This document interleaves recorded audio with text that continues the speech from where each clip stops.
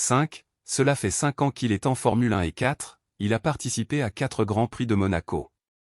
Aujourd'hui, on se retrouve dans une nouvelle vidéo où on va parler de Charles Leclerc, on ne va pas parler de toute sa carrière, de ses résultats mais on va se concentrer sur un Grand Prix en particulier, le Grand Prix de Monaco, considéré comme le plus beau circuit du monde. C'est son Grand Prix à domicile et il ne l'a jamais gagné et pourtant il le mérite et est passé très proche de la victoire. Ce week-end, il va participer à son 5e GP de Monaco en espérant qu'il gagne en tant que fan de Ferrari.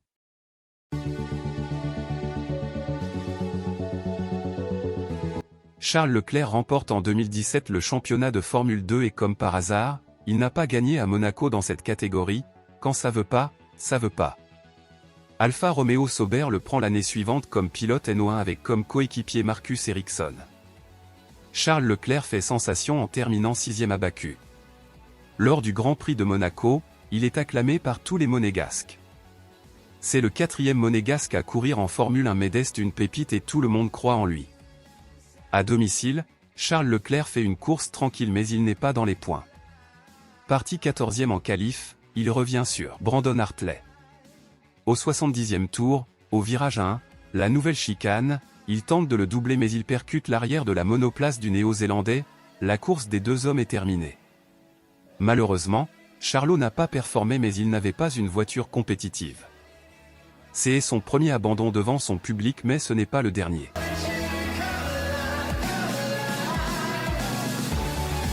Charles Leclerc termine bien l'année 2018.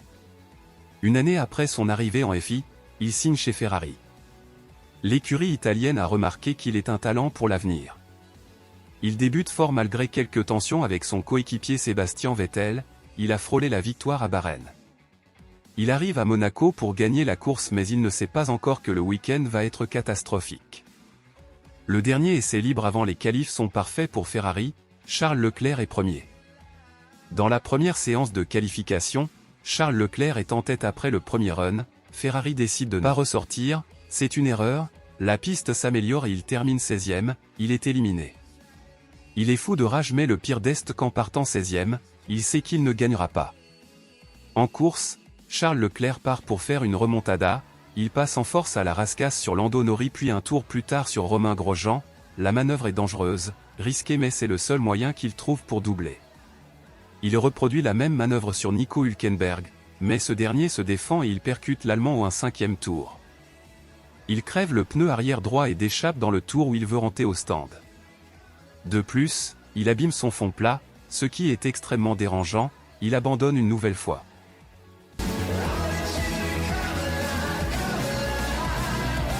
En 2021, Ferrari se reconstruit, ils sortent de la période Vettel, qui a malheureusement échoué, ça me fait mal de le dire mais c'est la vérité.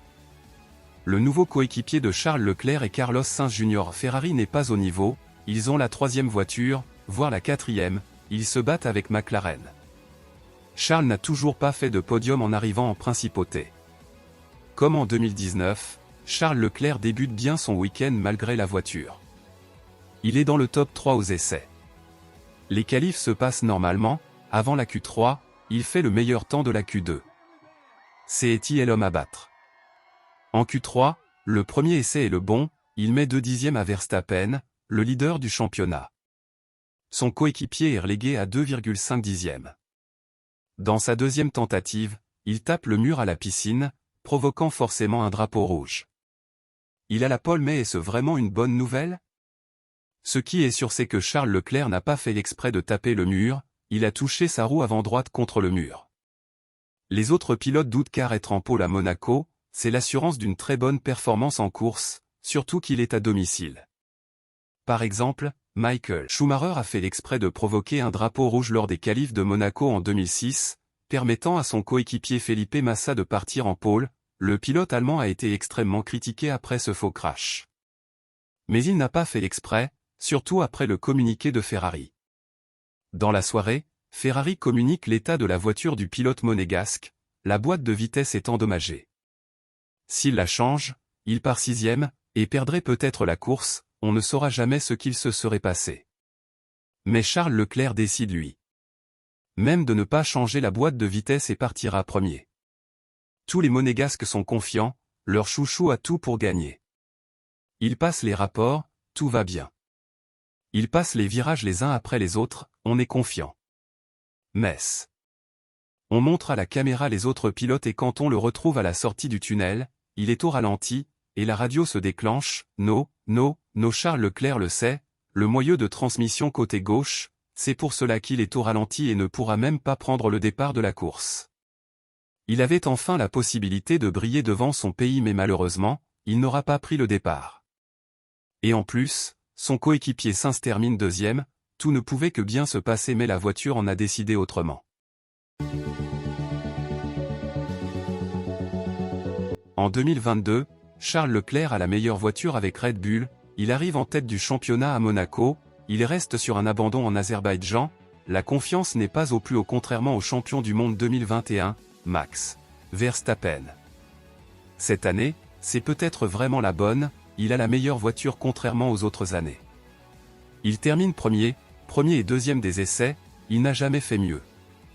En qualif, Charles Leclerc est un cran au-dessus de tout le monde. Meilleur temps de la QI, de la Q2 et de la Q3.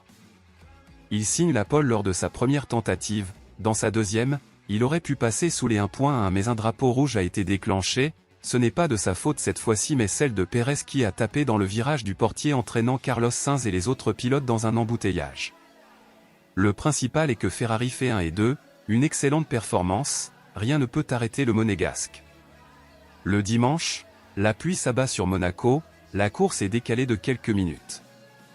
Les pilotes partent en pneus wet, c'est compliqué de doubler à Monaco alors sous la pluie, c'est presque impossible. Beaucoup de pilotes dont les Red Bull passent les Inter mais pas les Ferrari. Est-ce un coup de génie? Non, Sainz rentre au stand mais l'ingénieur de Leclerc lui dit « box, il rentre aussi stand mais aussitôt son ingénieur change d'avis, stay out, reste en piste. Trop tard, il est déjà au stand, il est obligé de ralentir. Les Ferrari ressortent en pneus durs, les plus difficiles à chauffer, en plus ils sont dans le trafic pendant que les Red Bull partent à vive allure. Ils chaussent des pneus durs lors d'un double arrêt, Sainz voit ressortir les Red Bull, il est dans un sandwich. Pérez 1 et Verstappen 3. Impossible de dépasser, Leclerc termine 4.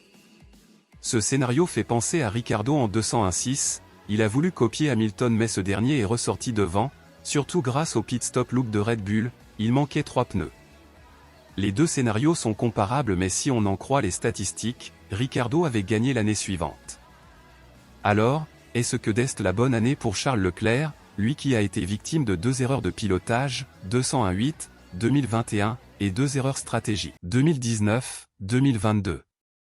Comme il l'a dit jeudi, Monaco, est un circuit où le pilote peut faire la différence, il y a souvent fait en qualif mais en course dépasse ça. Espérons qu'il gagne pour retrouver de la confiance et relancer son équipe.